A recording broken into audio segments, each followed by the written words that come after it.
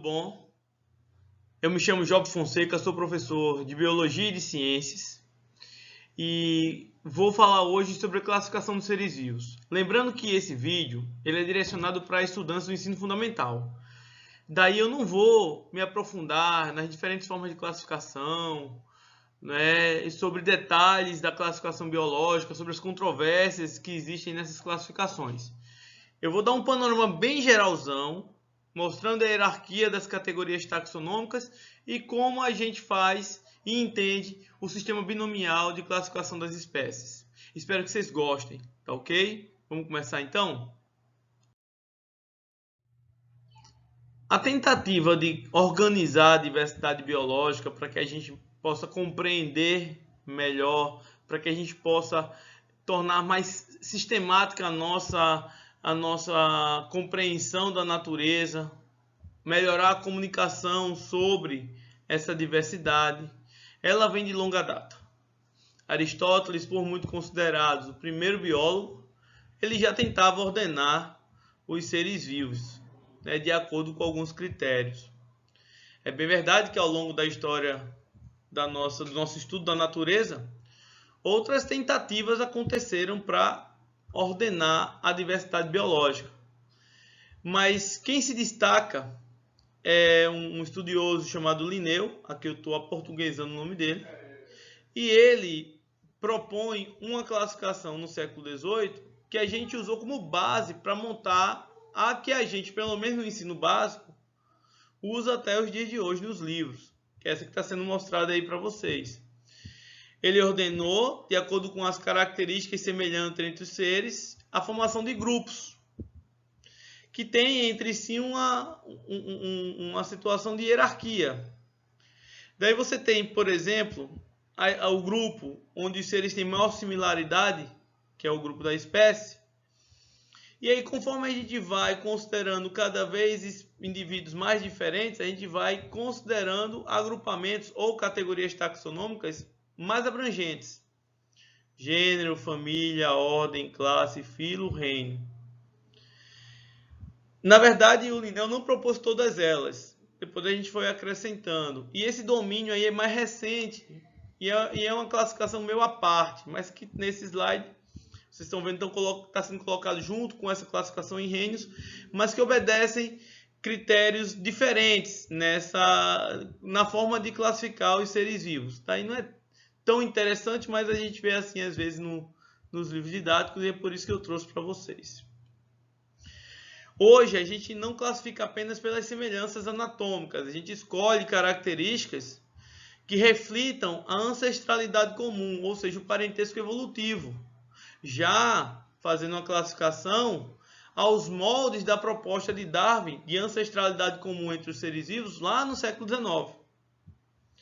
Então hoje, né, século XXI, a partir do século XX, a gente classifica os seres tentando remontar o parentesco evolutivo entre eles, né, a proximidade dos grupos a partir dos ancestrais. Quanto mais recentes os ancestrais, mais próximos os seres são. Então, num grupo mais restrito, eles devem ser agrupados.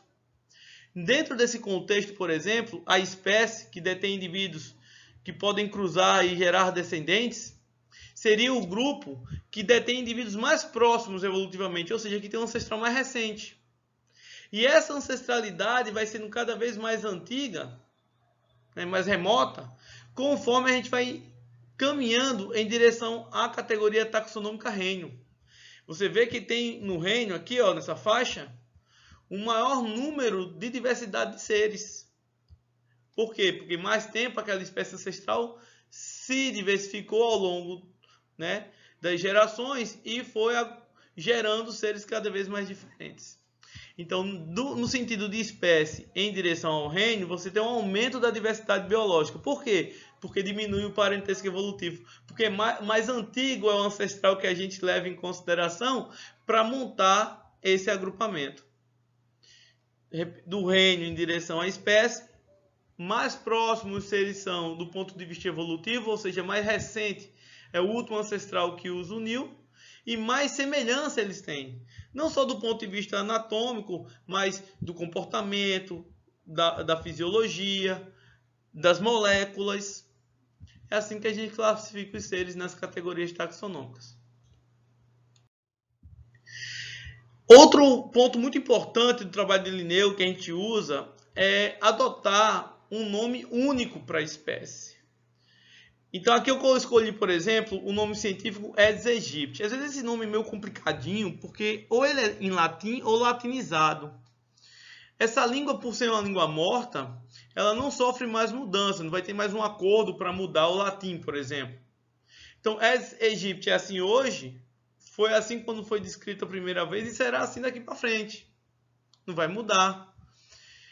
E Aedes aegypti é um nome universal. Então, Aedes aegypti, que é um mosquito que transmite a dengue, a febre amarela urbana, a zika e chikungunya, esse mosquito, é Aedes aegypti aqui na China, na República do Congo, na Itália, no Canadá, todo canto é Aedes aegypti, não muda. Tá? Existem regrinhas para escrever esse nome. O primeiro nome ele indica o gênero ao qual faz parte aquele indivíduo. Gênero que é um agrupamento de espécies. É assim que funciona. Né? Família é um agrupamento de gêneros.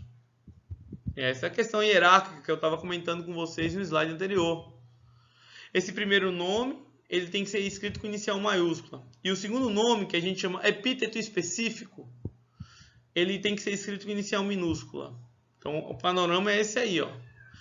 No texto, ele tem que estar em destaque. Normalmente, ele está em itálico ou está sublinhado. Tem que estar destacado o nome da espécie. Ok? Então, é muito importante que esse nome seja universal para facilitar a comunicação entre os cientistas, para que a gente reconheça aquela espécie que está sendo estudada a despeito da nossa língua, a despeito da nossa nacionalidade, da nossa cultura, e a ciência assim possa ser divulgada e todos entendam a diversidade biológica. Então é isso aí, pessoal. Se gostou do vídeo, se inscreve aí no canal, né? Aciona as notificações, dá o like, que é isso dá uma moral aí para continuar trabalhando. Espero ter ajudado vocês, né? Então dá aquele reforço nos estudos que vocês fazem em casa e daí vocês se dão melhor nas provas, né? Entendem melhor a biologia, as ciências. O objetivo é esse. Forte abraço e até a próxima.